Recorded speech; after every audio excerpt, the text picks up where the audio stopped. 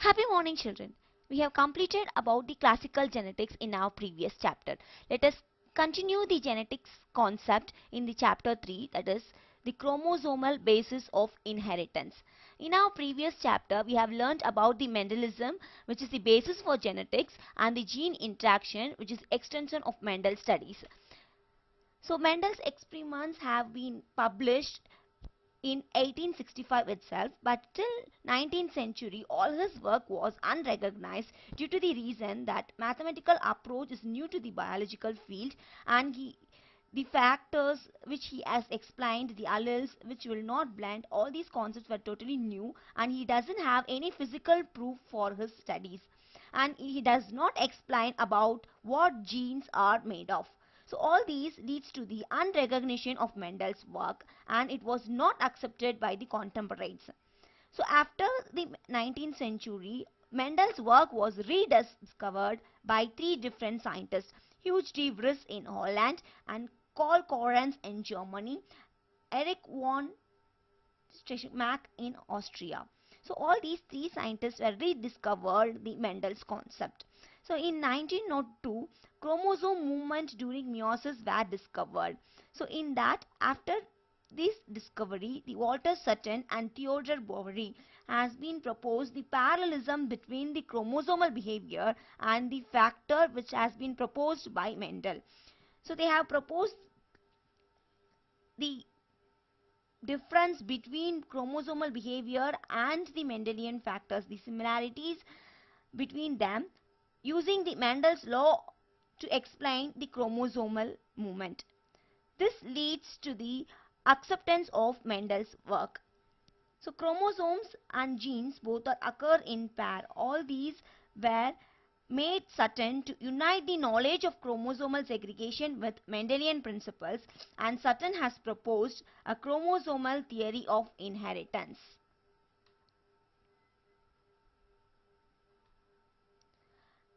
The support for this chromosomal theory of inheritance has been made by Thomas Hunt Morgan. He has done a experimental verification of Mendel's work. So Thomas Hunt Morgan want to know the basis of variation through the sexual reproduction. So he has chosen studies in Drosophila melanogaster. The reason for choosing this organism for his studies was the life cycle of Drosophila is only 2 weeks, so he can get the results sooner, and it can produce large offsprings in a single mating, and male and female are distinct, easy to identify, and it will show the heredity, and variation can be seen in the low power microscope itself. So because of all these reasons, he has chosen Drosophila melanogaster for his studies, and he has made a dihybrid cross as similar to the Mendel's work. So he has chosen a two controversing characters, that is the yellow body and white eye female has been crossed with the brown body and red eye male. So this is how he has chosen two different characters of Drosophila and made a cross. The genes do not segregate independently. So in this result, he has not get the ratio of the Mendel, that is 9:3:3:1 ratio was the Mendel's ratio in dihybrid cross, which has been not found in this dihybrid cross. So they have come to a conclusion that the genes responsible for these two contrasting characters were present in the X chromosomes. So the parental combination is more than the non-parental combination. So this leads to the new concept called linkage. So this is the diagrammatic representation which compares the chromosome and gene behavior. So here the chromosome structure and where the genes are located has been labeled here. So here is a brainstorming session for you. Through these points you can identify which character or which points has been related to the Mendelian factors, that is genes, and the other one is related to the chromosomal behavior. So as we know, both Mendelian factors and chromosomes occurs in pair, but both occur in pair also, it has some differentiation. So similarities also there between the chromosomal behavior and Mendelian factors. So these are the similarities between the parallelism between Mendelian factors and chromosomal behavior, which has been studied by Sutton, and he has proposed the chromosomal theory of inheritance.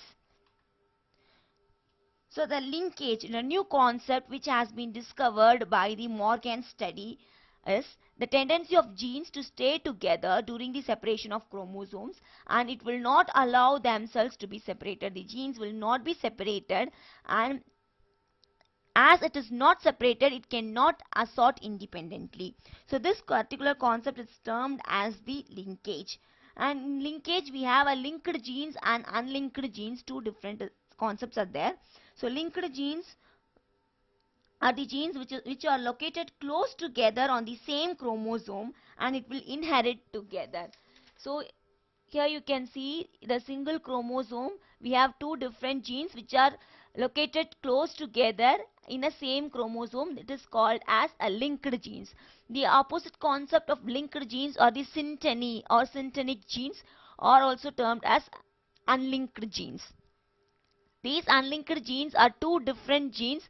It can present in the same chromosome or different chromosomes, but it will be far apart. It will be far apart, in which leads to the unfavorable condition for the linkage. So this is termed as synteny. So this linkage and synteny can be differentiated by the RF value, recombination frequency value. So based on this linkage, coupling and repulsion theory has been proposed. That is, cis and trans configuration of chromosomes has been proposed. So here you can observe the chromosomes and genes present in the chromosome. Here it's a allele, two different alleles for the single genes has been shown.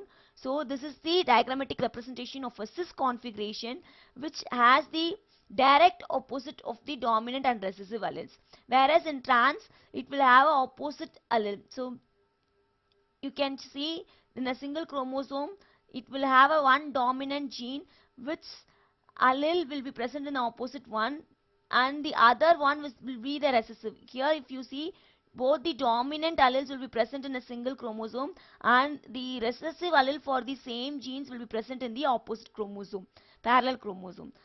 In this you can observe one chromosome will have one dominant and one recessive allele. The dominant will have a recessive allele in the opposite chromosome, that is a parallel chromosome, and it will have a dominant chromosome which has the parallel recessive chromosome in the neighbor one.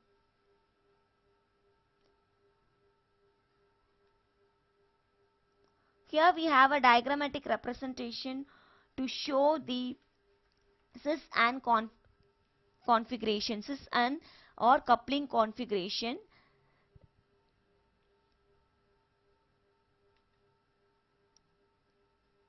So here this diagram shows the alleles in the repulsion or trans configuration. So here they have represented the chromosomes in which all the alleles are present. So these alleles has been shown a trans configuration.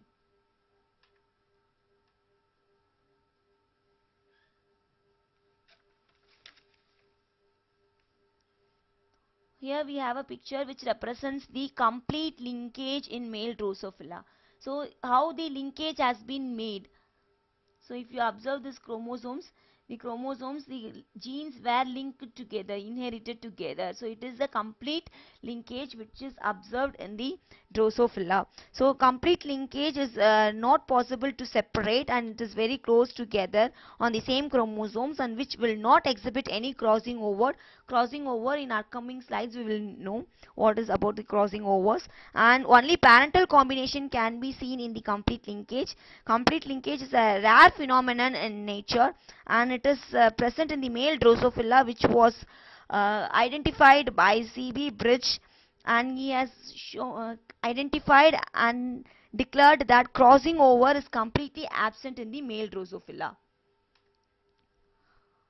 Here we have a diagrammatic representation of a incomplete linkage. So the incomplete linkage, there is a possibility to separate the genes, and because these genes are sufficiently apart, because the genes are sufficiently apart, so there are the possibilities for the gene separation, and it exhibits some crossing over, so that in the result we will get a parental and non-parental combination.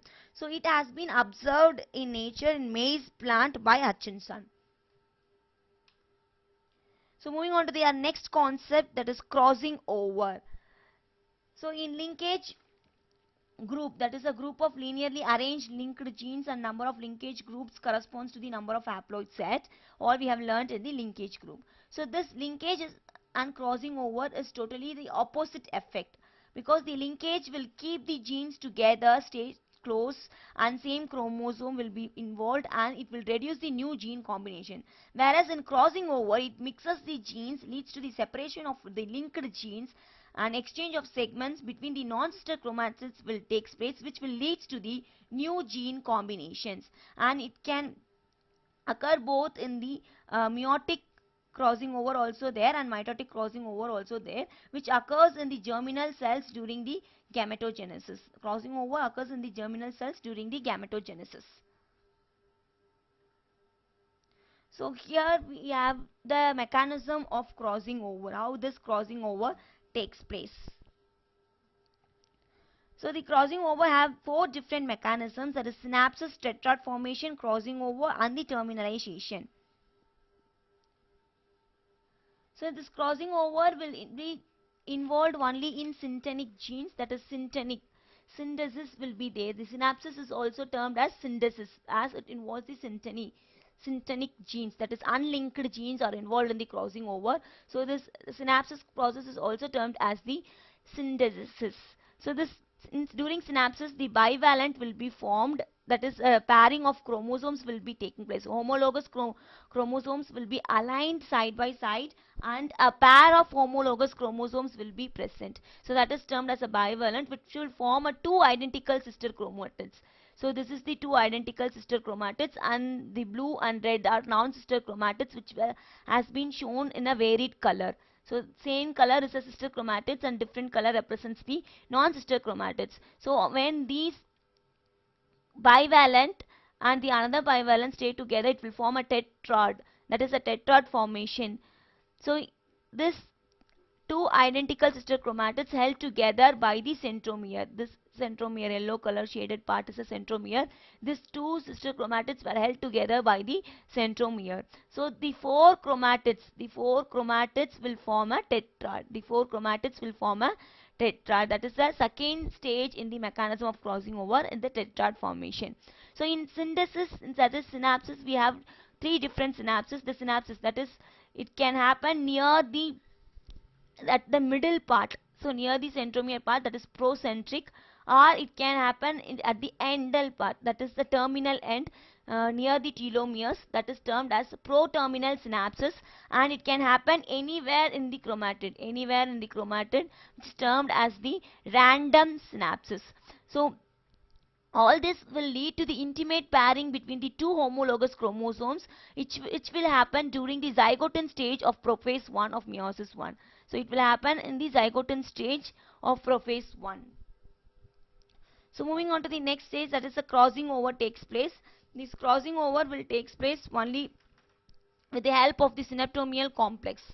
So the synaptomial complex will help in the crossing over, the chiasma formation, that is the X-shaped crossing is there. No, this X-shaped crossing is termed as the chiasma. So in this site only crossing over will take place. So chiasma is nothing but a site of crossing over.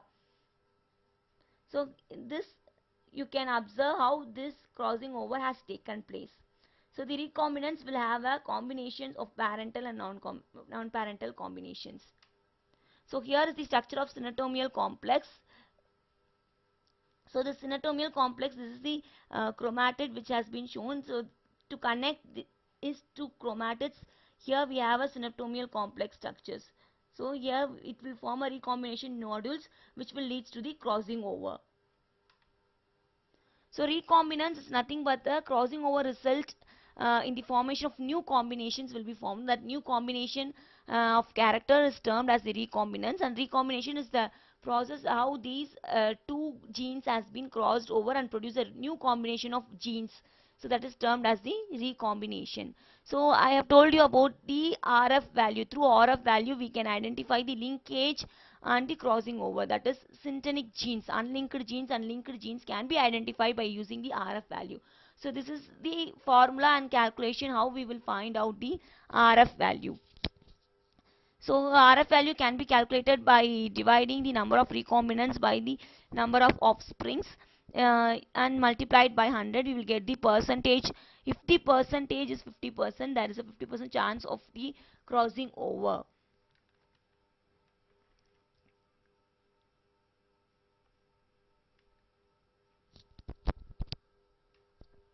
So here we have a different types of crossing over. So if no these sister chromatids and non-sister chromatids are represented in two different colors. So the same color represents the sister chromatids and the different color represents the non-sister chromatids. So the crossing over takes place only between the non-sister chromatids. It will not take place with the sister chromatids. So if the single crossing over takes place like this, and here we have a double crossing over with the two strand and with three strand also. So here we have a chiasma formation, that X formation, and crossing over has taken place. You can identify clearly. Here we have a double crossing over with four strands. In four different places this crossing over has taken place. All the four strands, all the four chromatids will be changed. So here we have a crossing over percentage is 100% crossing over. Totally the crossing over has taken place in all the four chromatids. So we have learnt about the linkage and crossing over in this session, children. Today your assignment will be, you have to differentiate the linkage and crossing over, and you have to differentiate between the complete and incomplete linkage. Thank you, children.